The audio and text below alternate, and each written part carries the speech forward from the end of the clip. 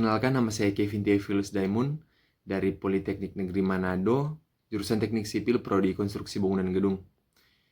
Jadi pada saat ini saya sedang mengikuti praktek kerja lapangan di salah satu proyek yang ada di Kota Manado, yaitu tepatnya di proyek pembangunan Rusunawa Tanah Coklat di Paniki 2 atau rumah susun sewa sementara.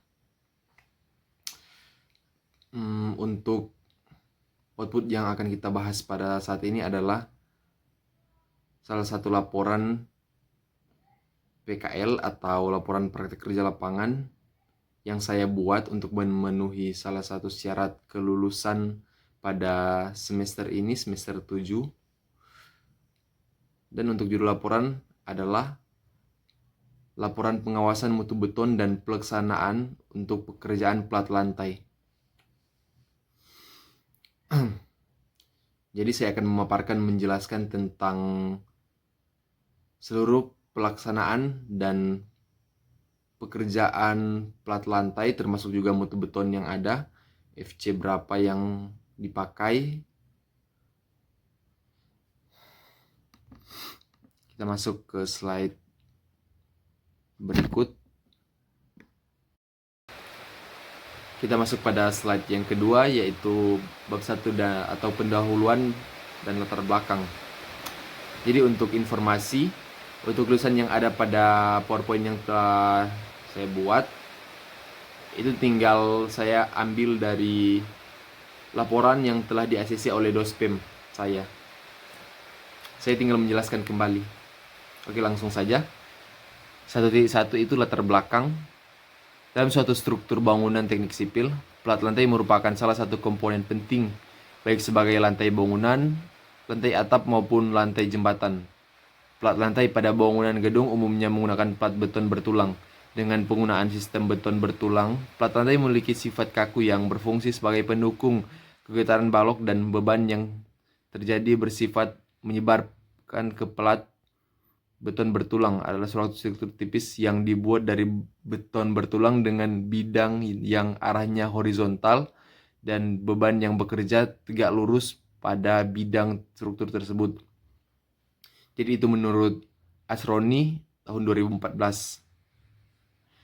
Selanjutnya, plat konvensional umumnya tersusun atas komponen plat lantai, balok anak, balok induk, dan kolom. Sedangkan menurut SNI 2847/2013 adalah ada plat jenis lain selain plat konvensional, yaitu plat yang langsung didukung oleh kolom atau tanpa penebalan plat di atas kolom atau drop panel, yang kemudian dikenal dengan plat cendawan, flip slab. Dan selain dua jenis plat yang telah disebutkan, juga dikenal beberapa sistem yang umum digunakan dalam perencanaan, yaitu sistem tersebut adalah rip slab dan web slab. Itu untuk pengenalan.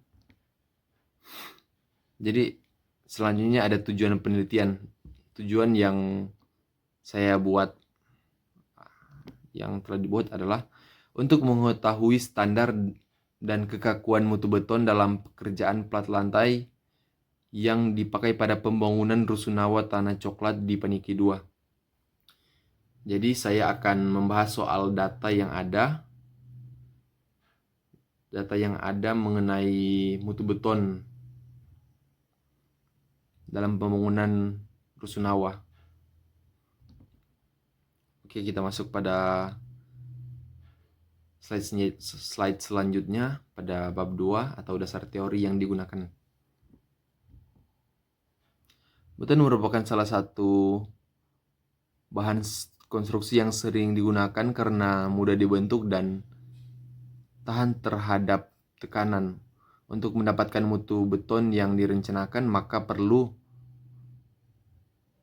dalam pembuatannya harus menggunakan bahan dan air yang sesuai dengan standar nasional Indonesia, baik sebagai air pencampur maupun sebagai pengolahan untuk kontribusi yang sedang dibangun seperti pondasi dan kolom pondasi.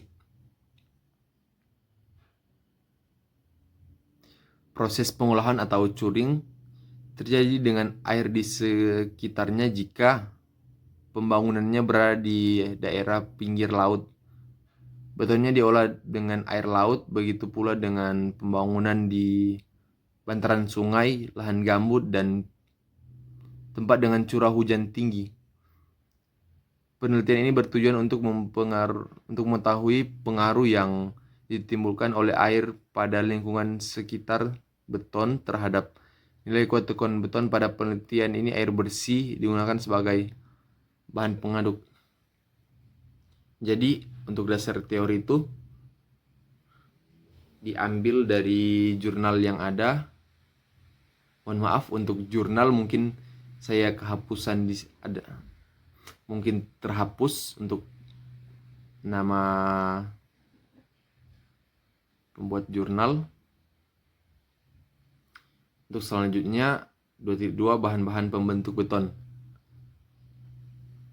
Yang pertama ada agregat halus atau pasir, agregat kasar, mungkin biasa dikenal dengan batu. Yang ketiga air, kemudian yang keempat ada semen, dan juga ada bahan tambah, ada yang namanya bahan tambah. Masih pada bab 2 yaitu slam test. Pengujian slam beton atau slam test sebelum memulai pelaksanaan pekerjaan beton. Pada adukan beton yang dilakukan terlebih dahulu, adukan beton dilakukan terlebih dahulu oleh penguji slam. Percobaan slam beton atau slam test adalah salah satu cara untuk mengukur kelecekan beton atau adukan beton, atau bisa dikatakan kecairan dan kepadatan yang berguna dalam pengerjaan beton. Pengujian ini dilakukan untuk menjamin agar nilai air semen tetap sesuai rencana. Oke, selanjutnya pemadatan beton atau pembuatan benda uji silinder yang akan diuji nanti. Untuk memperoleh kepadatan yang baik dan sempurna harus dibantu dengan alat pemadatan yang dapat dilakukan dengan cara manual atau dengan mesin pemadat. Jadi di sini ada dua versi. Pemadatan dengan tangan atau manual dilakukan dengan cara menusuk-nusuk dari bagian atas adukan dengan bantuan besi atau kayu, tentunya dengan standar yang telah ada. Selanjutnya ada pemadatan dengan mesin getar. Mesin getar memungkinkan pengguna campuran yang kurang workabilitasnya kemudahan pekerjaannya sehingga menghasilkan kekuatan serta penyusutan kering yang lebih rendah untuk proporsi campuran tertentu. Sumber dari Herdiansyah dan kawan-kawan tahun 2013. Oke, kita masuk pada bab 3 yaitu pembahasan dan analisis data. Sebelum masuk ke pembahasan dan analisis data, jadi saya akan menjelaskan tentang informasi umum proyek, yaitu yang mendanai proyek organisasi pengadaan konstruksi, PT Solusi Utama Konsultan, Direksi Lapangan, dan PT Multikarya Jaya Utama. Jadi teman-teman bisa lihat di slide, bisa di pause juga jika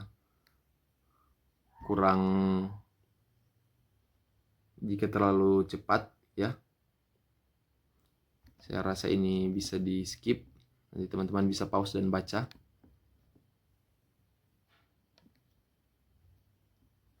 Jadi kembali lagi,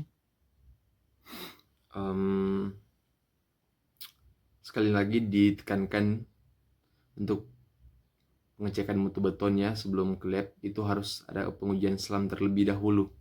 Apakah masuk atau truk mixernya di reject. Sebelum truk mixer menyuplai beton ke konkret pump, maka terlebih dahulu melakukan uji slam sebagai standar untuk melihat mutu sesuai SNI 1972/2008. Dan untuk proyek pembangunan gedung rusunawa tanah coklat, beton yang digunakan menggunakan acuan nilai slam 10 plus 2 dan juga 10 min 2. Selanjutnya pembuatan benda uji silinder. Untuk pembuatan benda uji silinder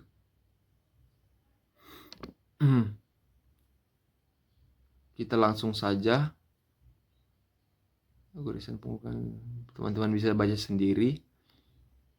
Jadi ada penempatan benda uji, harus diperhatikan juga jumlah lapisan, metode pemandatan dan penembukan yang telah dijelaskan tadi.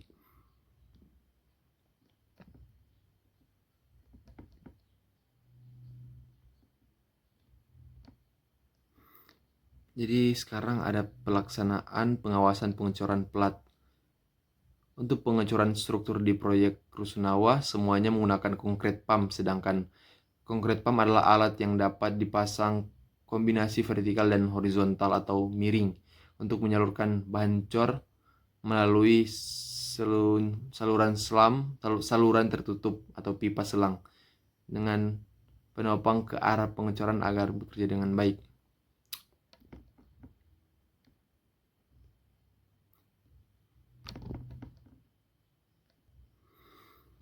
Oke, untuk volume beton penulangan dan pengecoran plat lantai 2.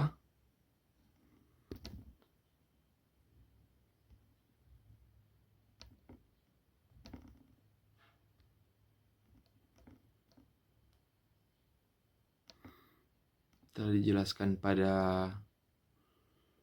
laporan yang telah saya buat. Nanti akan saya share mungkin. Selanjutnya ada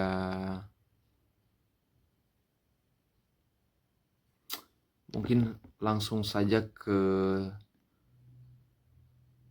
slide berikut.